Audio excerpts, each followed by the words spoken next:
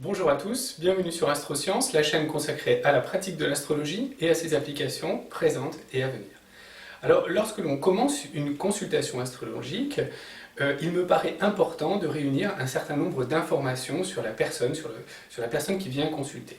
Alors, parmi ces informations, il y en a une qui me paraît être primordiale, c'est l'âge de la personne. Alors, ça peut nous paraître évident, l'âge de la personne, mais en fait, ça ne l'est pas vraiment, et on a tous tendance à focaliser, non pas sur l'âge, mais sur la date de naissance. Or, la date de naissance, ce n'est pas exactement l'âge. Il nous faut faire un calcul pour extraire de cette date de naissance l'âge de la personne. Alors, parfois, on se trompe, parfois, on n'a pas le temps, parfois, tout simplement, on ne le fait pas. Hein. Et pourtant, l'âge est très important parce que, comme on va le voir dans cette vidéo, l'âge du consultant détermine ce que l'on appelle l'âge planétaire. C'est-à-dire qu'on va pouvoir situer, à partir de l'âge de la personne, dans quel âge planétaire cette personne qui vient consulter se trouve. Et l'âge planétaire influe sur la manière dont on va mener la consultation astrologique. C'est-à-dire qu'on ne va pas interpréter un thème de naissance ou des transits de la même manière si la personne a 25 ans ou 30 ans. Ça aussi, ça nous paraît évident.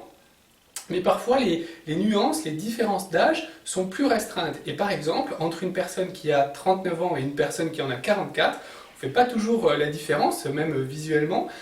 Et pourtant, il y a une grande différence en termes d'expérience et d'âge planétaire, justement. Et donc ça, c'est très important à voir. Alors, le meilleur exemple que je puisse vous donner par rapport au fait que nous sous-estimons l'âge, souvent, de la personne, c'est dans les logiciels que nous utilisons, beaucoup d'astrologues, en tout cas de la gamme Aureas, vous savez, Infociel.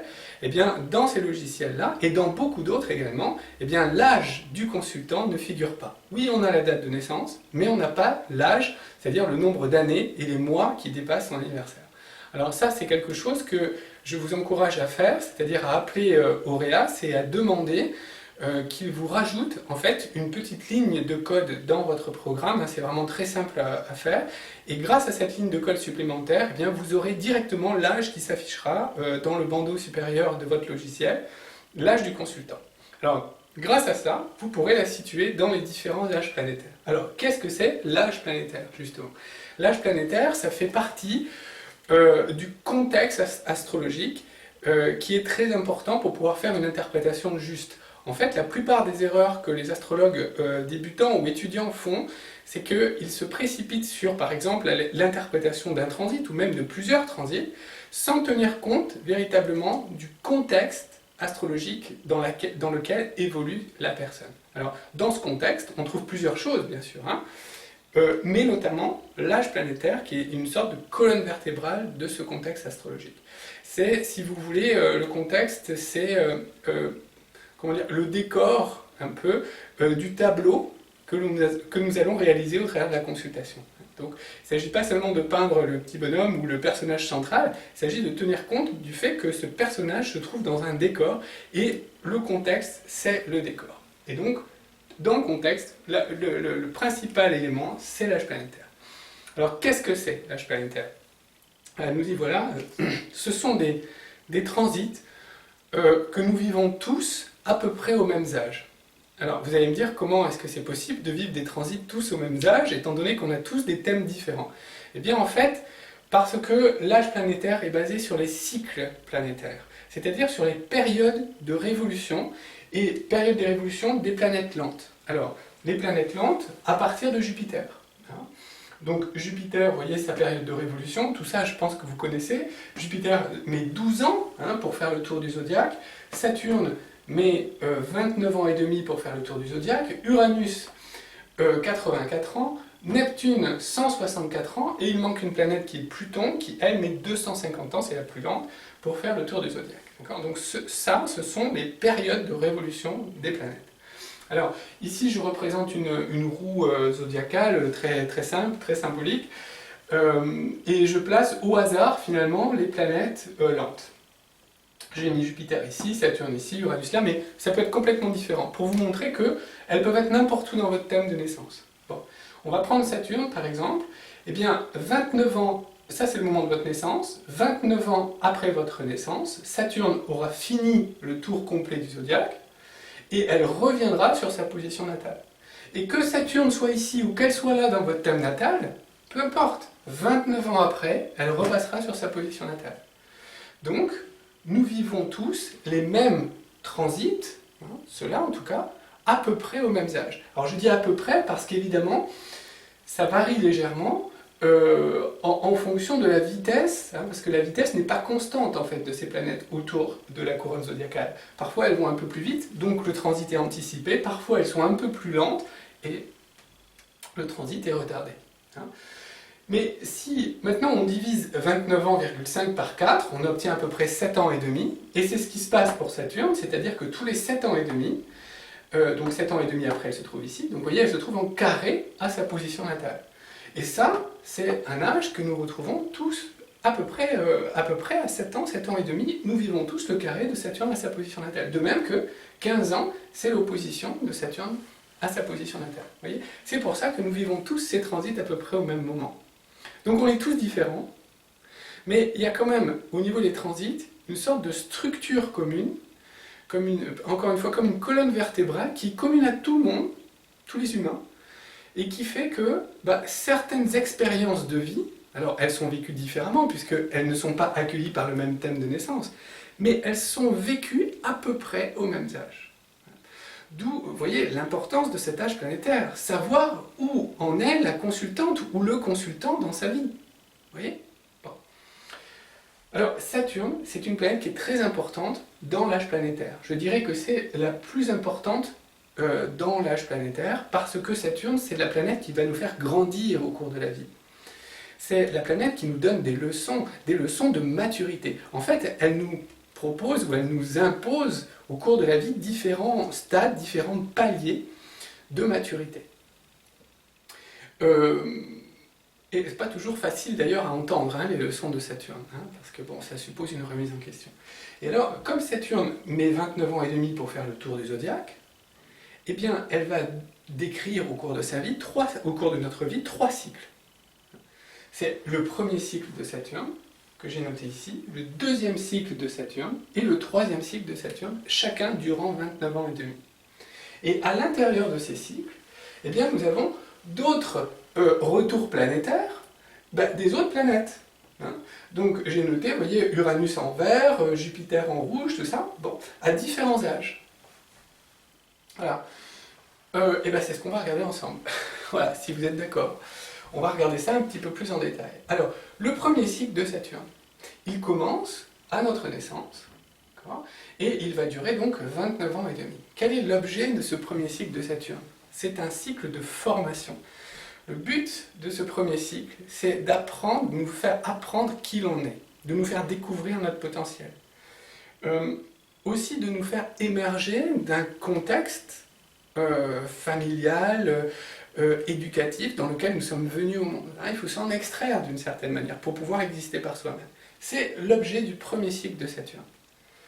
Alors, dans ce premier cycle, eh bien, nous voyons ce que je vous ai dit un peu tout à l'heure, c'est en train de se produire à 7 ans et demi. 7 ans et demi, nous avons Saturne carré Saturne. Saturne a mis 7 ans et demi pour venir dans sa position carrée. Et bien ça, c'est connu, c'est l'âge de raison, 7 ans et demi. C'est-à-dire que l'enfant, à ce moment-là, commence à se différencier de la pensée de ses parents. Il commence à penser par lui-même, à raisonner par lui-même. C'est l'âge de raison. Vous voyez, une étape de construction. À 12 ans, eh bien, Jupiter, qui a mis 12 ans pour faire le tour, revient sur sa position natale. C'est le premier retour de Jupiter. Alors, à chaque fois que Jupiter revient sur sa position natale, on le trouvera plusieurs fois dans les cycles, eh bien, elle nous amène de nouvelles énergies pour nous tourner vers l'avenir. Alors, ici, à 12 ans, c'est la fin de l'enfance. Voilà. Et Jupiter amène de nouvelles énergies pour nous propulser, je dirais, dans l'adolescence qui arrive, et on a besoin de ces énergies. Bon, alors ça, c'est 12 ans. À 15 ans, Saturne a continué sa course, elle se trouve maintenant ici, et elle est opposée à sa position natale, 15 ans. Là, c'est toujours une étape de construction, comme au carré, mais ici, c'est la construction en opposition à l'autorité saturnienne, aux parents, donc. Voyez, donc l'enfant va se construire en opposition à ses parents, va développer sa personnalité en s'y opposant. C'est l'adolescence, c'est la crise d'adolescence, 15 ans. Ensuite, on a deux étapes coup sur coup, 21 et 22 ans. Alors, vous voyez, Uranus et Saturne. Parfois, c'est inversé en fonction des personnes. On a parfois d'abord Saturne et après Uranus. Alors, Uranus, c'est la planète du Verseau, c'est la planète de la liberté, c'est la planète donc de l'indépendance. Et bien ici, c'est une crise d'indépendance à 21 ans. On a besoin de vivre par soi-même, de voler de ses propres ailes, hein, de quitter le giron familial. Donc c'est typiquement le jeune qui va partir à l'université ou qui va commencer à travailler, qui va habiter un petit studio et qui va commencer à dire voilà, je vis par moi-même. Donc crise d'indépendance. Mais cette crise d'indépendance, vous voyez qu'à 22 ans, elle est suivie, immédiatement suivie, par à nouveau une crise saturnienne, puisque Saturne a continué sa course et est venu en carré décroissant ici, donc à 22 ans. Alors, à 22 ans, ce sont des responsabilités qui découlent directement de la crise d'indépendance. D'accord, tu veux être libre, d'accord, tu veux ton studio, d'accord, tu veux ta liberté, mais ça implique des responsabilités. Il faut gagner de l'argent, il faut payer le loyer, il faut faire les courses, il faut faire le ménage, il faut se faire à manger. Vous voyez ? Donc, ce sont les premières responsabilités, si vous voulez, de l'âge adulte. À 24 ans, nous avons un retour de Jupiter sur sa position, c'est donc le deuxième retour, qui, cette fois, nous propulse non pas dans l'adolescence, mais dans l'âge adulte. Voilà. Alors, ça, on en a besoin aussi. Et à 28 ans, alors, nous avons une phase uranienne, donc un trigone de Uranus à sa position natale. Donc, Uranus, on l'avait laissé en carré à 21 ans ici. Et maintenant, elle est en trigone, donc à 28 ans. Ici, vous voyez, en trigone, comme ceci. Voilà. Alors, à 28 ans, ces phases uraniennes, on les retrouve à la fin du premier cycle et aussi à la fin du deuxième cycle. Ce sont toujours des phases qui préparent le cycle suivant. Donc, ça, c'est vraiment, vous voyez, un mot typiquement uranien, c'est l'anticipation. Eh bien, cette phase-là, ce trigone Uranus, anticipe le deuxième cycle de Saturne. C'est-à-dire qu'ici, on a, si on est capable de les percevoir, c'est-à-dire si on est attentif, si on est à l'écoute, si on a cette ouverture d'esprit, on est capable de percevoir comment dire, la place que l'on pourrait occuper dans la société par la suite. Parce qu'on prend conscience, vous voyez, l'étincelle, hein, prise de conscience uranienne, de son potentiel, de ce qui fait sa différence, de ce qui fait notre différence par rapport aux autres, de ce qui fait notre unicité. Voyez ? Et donc de là découle, par rapport à ça, du coup, avec cette différence, quelle place je peux occuper dans la société. Voyez ? Et bien ça, c'est ce que permet Uranus trigone Uranus à 28 ans. Voilà. Et à ce moment-là, on débute le deuxième cycle de Saturne qui débute officiellement à 29 ans et demi, lorsque Saturne a fini donc tout son périple autour du zodiaque et revient sur sa position natale. Donc ici, on a 29 ans et demi. Voilà. Alors ça, c'est le début du deuxième cycle de Saturne. Alors je vais effacer les premières positions ici, les âges qu'on avait notés, parce que maintenant nous sommes dans le deuxième cycle. Ce deuxième cycle va durer à nouveau pratiquement 30 ans, 29 ans et demi. Quel est l'objet, quel est le thème de ce deuxième cycle de Saturne ? Le premier, c'était une formation, découverte qui je suis. Maintenant, 29 ans et demi, c'est la maturité astrologique. C'est-à-dire qu'on estime qu'en astrologie, en dessous de 29 ans, on n'est pas mûr. À partir de 29 ans, on a cette maturité astrologique qui dit « tu es censé te connaître toi-même ». Censé. On ne se connaît jamais complètement, mais on est censé connaître les grandes lignes de qui l'on est. Et du coup, l'interrogation qui vient quand Saturne repasse sur sa position natale, c'est quelle place est-ce que je vais occuper dans le monde ? Quelle décision je vais prendre pour aller dans ce sens ? Donc l'objet de ce deuxième cycle de Saturne, c'est de produire quelque chose, de construire quelque chose.